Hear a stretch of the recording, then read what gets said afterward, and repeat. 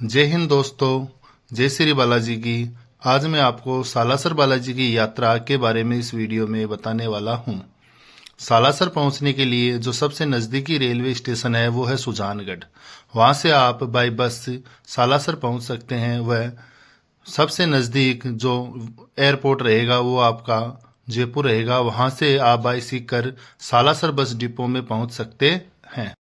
सालासर में और भी कई स्थानों से प्राइवेट बसों के द्वारा सालासर बस डिपो में पहुंचा जा सकता है। यहाँ से हम अपनी यात्रा को आगे बढ़ाते हैं।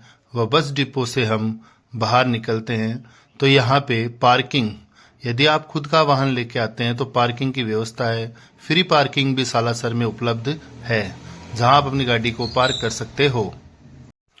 दोस्तों, मैं सालासर में ही रहता हूँ और यहाँ से जुड़े हुए सभी सूचनाओं के लिए आप मेरे चैनल को सब्सक्राइब कर सकते हैं।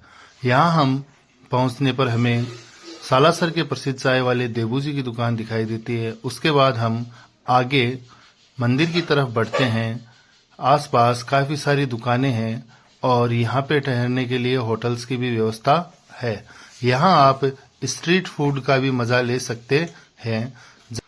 मंदिर के बाहर आप देख सकते हैं सैकड़ों श्रद्धालु आपको मिल जाएंगे। वह आसपास में यहाँ पे प्रसाद की काफ़ी सारी दुकानें भी उपलब्ध है, जहाँ से आप प्रसाद खरीद सकते हैं। यहाँ हम जैसे ही आगे बढ़ते हैं हमें होटल्स भी दिखाई देते हैं, जहाँ हम स्टे कर सकते हैं। होटल्स के बारे में हम आगे और बात करेंगे। यहाँ आप ये बालाजी मंदिर का जो गेट नंबर 1 है वो आपको दिखाई दे रहा है। यहाँ पर आए हुए भक्त फोटो लेते हैं। वो बालाजी का जो ये भव्य दरबार है, यहाँ पर दर्शन करके अपने जीवन को सफल बनाते हैं। बालाजी महाराज सभी आए हुए भक्तों की मनोकामना पूर्ण करते हैं। यह विश्व का पहला ऐसा बालाजी का मंदिर है जहाँ बालाजी दाढ़ी व मूछ में विराजमान है। यहाँ बालाजी की बहुत बड़ी मान्यता है। हम मंदिर से जैसे ही अंदर की तरफ प्रवेश करते हैं मुख्य द्वार से, तो हमें यहाँ आगे प्रवेश करने के बाद श्री मोहनदास जी महाराज का धूणा दिखाई देता है। वह खेजड़ी जहाँ पर मोहनदास जी ने बालाजी महाराज की आराधना की थी, तपस्या की थी, वह स्थल हमें दिखाई देता है। ये जो धूणा आपको दिखाई दे रहा है, यह धूणा कई सैकड़ों वर्षों से इसी तरीके से प्रज्वलित है। यहाँ हमने भी धूणे पर धोख लगाई। वह धोख लगाने के बाद हम आगे बढ़े। आए हुए श्रद्धालु अपनी मन्नत पूर्ण होने पर यहाँ पर नारियल बांध के जाते हैं और यहाँ अपनी मनोकामना पूर्ण होने की कामना करते हैं। बच्चों के यहाँ पे जड़ूले भी उतारे जाते हैं। मंदिर कार्यालय से आप वीआईपी दर्शन की पर्ची ले सकते हैं। मंदिर में ही एक भव्य दरवाजे का निर्माण हुआ है और यहाँ पर आप फोटो सेल्फी ले सकते हैं। अब मंदिर में दर्शन करने के बाद हम आगे बढ़ते हैं और हम पहुँचते हैं संत शिरोमणि मोहनदास जी की समाधि की तरफ। यहाँ आप देख सकते हैं भक्तों के दर्शन के लिए जिग जैग बनाए हुए हैं। भीड़ कम होने की वजह से आज डायरेक्ट ही दर्शन हो रहे हैं, वैसे ज़्यादा भीड़ होने पर जिग जैग में जाना पड़ता है। संत शिरोमणि श्री मोहनदास जी महाराज की समाधि स्थल पर हमने धोख दी और यहाँ आए हुए सभी श्रद्धालु यहाँ अवश्य धोख लगाकर जाते हैं। यहाँ पे शिव मंदिर भी है जहाँ शिव जी को जल अभिषेक किया जाता है। वह यहाँ पर कानी दादी व मोहनदास जी महाराज की समाधि पर धोख लगाते हैं। वह बालाजी महाराज के यहाँ पर दर्शन करके तिलक लगा के बाहर निकलते हैं और दर्शन करने मात्र से ही भक्तों की इच्छा पूर्ण हो जाती है।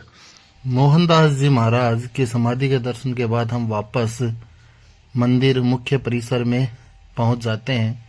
यहाँ पर मंदिर के अंदर आपको प्रसाद व स्वामणी की दुकानें आपको मिलेगी, जो समिति द्वारा स्थापित की गई है। यहाँ पर आपको देसी घी की मिठाई मिलेगी।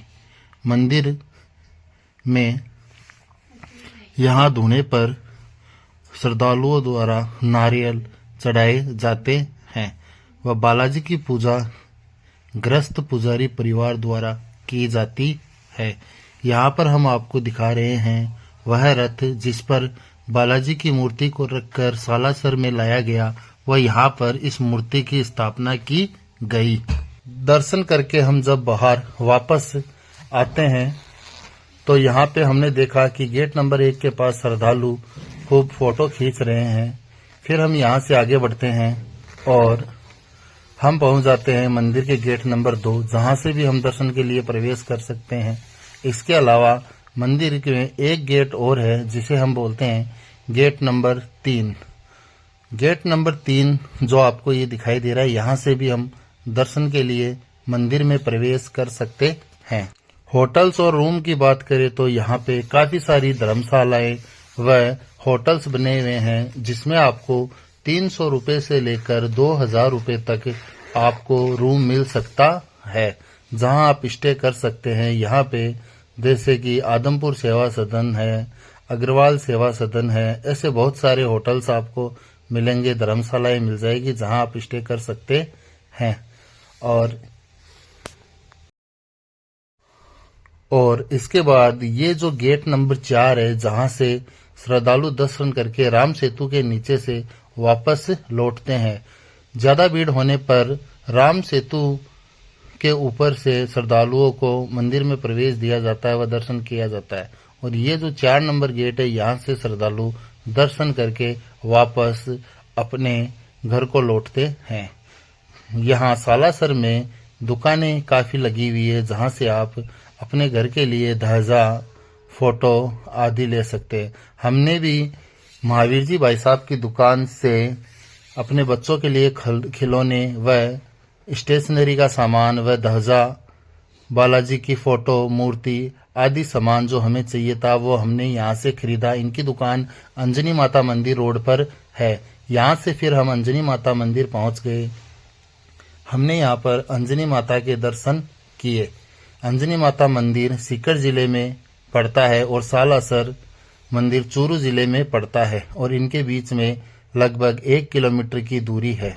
यहाँ हमने मंदिर के बाहर अपने जूते उतारे व हम मंदिर के अंदर दर्शन करने के लिए गए। अंदर फोटोग्राफी व वीडियोग्राफी नहीं कर सकते मंदिर के अंदर, तो हमने ये आपको बाहर से ही दिखाया है।